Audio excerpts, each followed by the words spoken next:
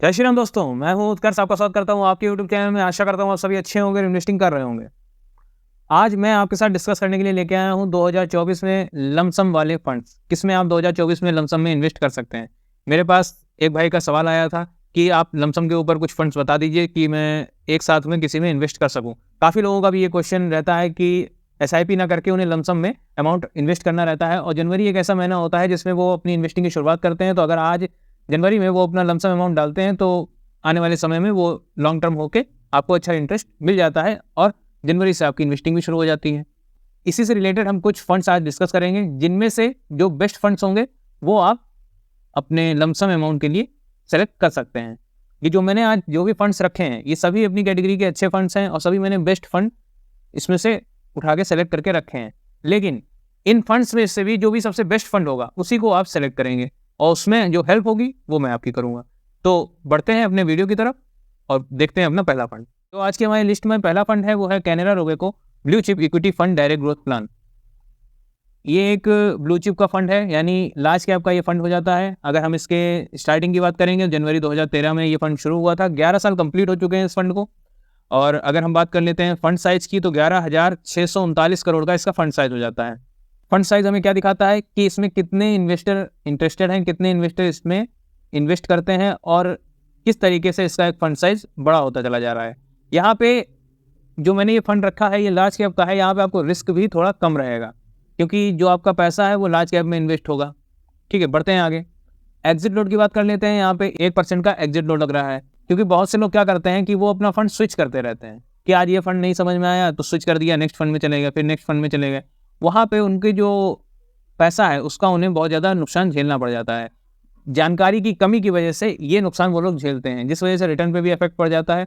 तो ये चीज़ आपको क्लियर होनी चाहिए कि एग्जिट लोड अगर आप यहाँ पे देख रहे हैं 1% का लग रहा है, अगर इसमें 7 दिन के अंदर एग्जिट लोड लग रहा है या फिर 1 साल के अंदर एग्जिट लोड लग रहा है, उसके अंदर में आप अगर पैसा यहाँ से विड्रॉ करते हैं तो या स्विच करते हैं तो आपको वो एग्जिट लोड देना पड़ेगा। तो इसीलिए जब भी आप कोई फंड अपना सेलेक्ट कीजिए तो हमेशा एक ठंडे दिमाग से सोचिए और आपको क्या गोल लेके चलना है अपने फंड में इन्वेस्ट करने से पहले इस चीज़ को माइंड में क्लियर रख लीजिए। हमेशा लॉन्ग टर्म गोल के लिए इन्वेस्ट करिए, मैं हमेशा आपसे कहता हूँ।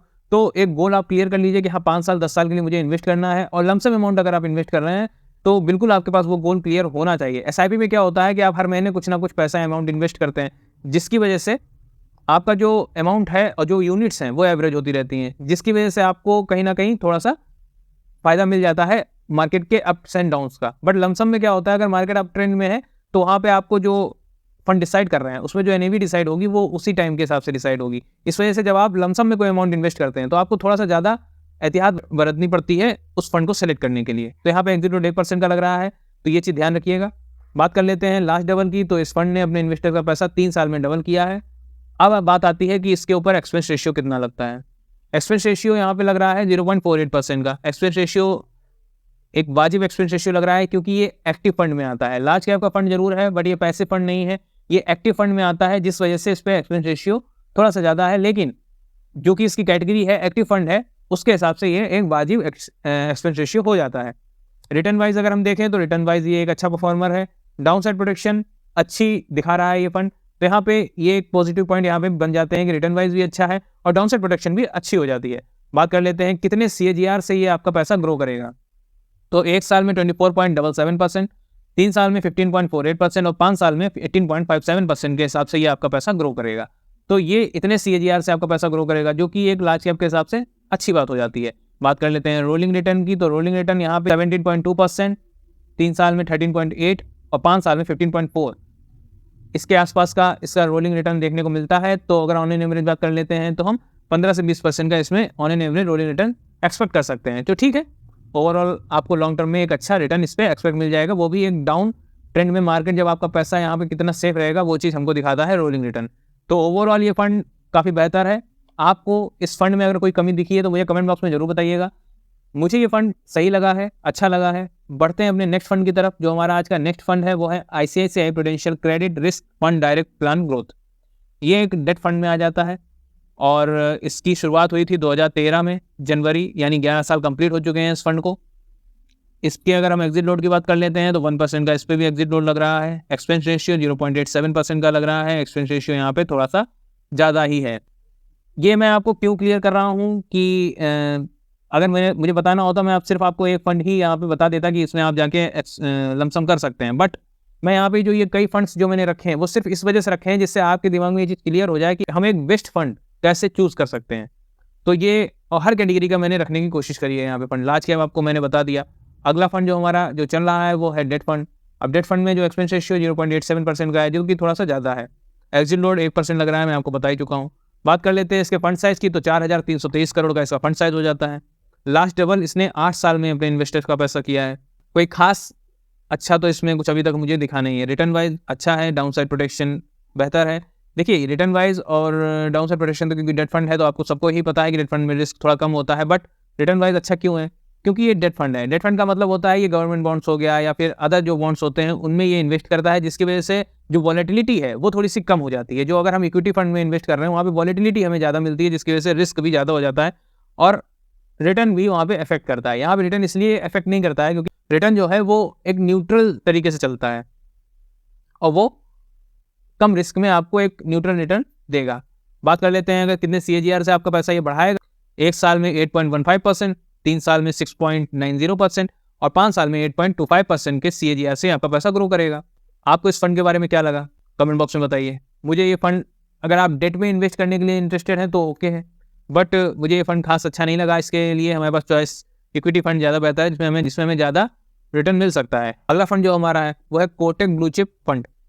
इस फंड की बात करें जनवरी 2013 में ये फंड शुरू हो चुका है, 11 साल कंप्लीट हो चुके हैं इस फंड को भी। अगर इस फंड के हम एग्जिट लोड की बात कर लेते हैं तो 1% का एग्जिट लोड यहाँ पे भी लग रहा है और फंड साइज इसका 6,870 करोड़ का हो जाता है। लास्ट डबल इसने भी अपने इन्वेस्टर्स का पैसा 3 साल में किया है। बात इसके रिटर्न वाइज कर लें तो रिटर्न वाइज भी एक अच्छा परफॉर्मर दिख रहा है, बट डाउन साइड प्रोटेक्शन यहाँ पे एवरेज है, खराब नहीं है, अच्छी नहीं है, एवरेज है। बात कर लें अगर हम इसके एक्सपेंस रेशियो की, तो एक्सपेंस रेशियो 0.6% का इस पर लग रहा है। एक्सपेंस रेशियो वाइज भी ठीक ठाक है, ज़्यादा हाई और ज़्यादा लो नहीं है। ट्रेलिंग रिटर्न की अगर हम बात कर लेते हैं तो 1 साल में 24.17, 3 साल में 16.65 और 5 साल में 17.69% का ट्रेलिंग रिटर्न देखने को मिलता है। बात कर लेते हैं इसके रोलिंग रिटर्न की, तो यहाँ पे रोलिंग रिटर्न जो देखने को मिल रहा है वो 16.5%, 3 साल में 14.4% और 5 साल में 15.1% का रोलिंग रिटर्न देखने को मिलता है। ये हमारे 3 फंड थे। इन तीनों फंड में एक डेट फंड था, 2 ब्लू चिप फंड थे। 2 ब्लू चिप फंड का मतलब है लार्ज कैप फंड, जो कि आपका पैसा लार्ज कैप कंपनीज में लगाएंगे, आपका पैसा इन्वेस्ट किया जाएगा। यहाँ पे अगर हम डेट फंड, जो लोग डेट फंड के लिए इंटरेस्टेड हैं, वो डेट फंड में लॉन्ग टर्म के लिए पैसा डालना चाहते हैं, तो उनके लिए वो फंड काफ़ी बेहतर हो जाएगा। अगर इन तीनों फंड्स में मुझे किसी फंड में इन्वेस्ट करना है तो मैं कौन सा फंड चूज़ करूँगा, तो मेरे हिसाब से मुझे ये लगता है कि इक्विटी फंड ज़्यादा इसलिए बेहतर होगा क्योंकि वहाँ पे थोड़ा सा रिटर्न मुझे ज़्यादा मिलेगा और क्योंकि लार्ज कैप का फंड है तो रिस्क थोड़ा कम हो जाता है। अब क्योंकि हमारे पास 2 फंड हैं लार्ज कैप के, अब इन दोनों फंड में कौन सा बेटर फंड रहेगा, इन दोनों फंड्स में चॉइस करनी है। दोनों फंड से अगर हमने डेटा देखे तो डेटा 11 साल के हमारे पास अवेलेबल थे और दोनों के डेटा मैंने आपके साथ डिस्कस किए। अब आप मुझे ये बताइए कि आपको कैनरा रोबेको और कोटक ब्लू चिप फंड में कौन सा फंड ज़्यादा बेहतर लगा। ये चीज़ आप मुझे कमेंट में बस बताएंगे और कौन सा फंड आप इसमें लमसम के लिए सेलेक्ट करेंगे ये आप मुझे कमेंट में जरूर बताइएगा। वीडियो अगर पसंद आया है तो वीडियो को लाइक कर दीजिएगा, चैनल को सब्सक्राइब कर दीजिएगा। मिलते हैं नेक्स्ट वीडियो में, धन्यवाद।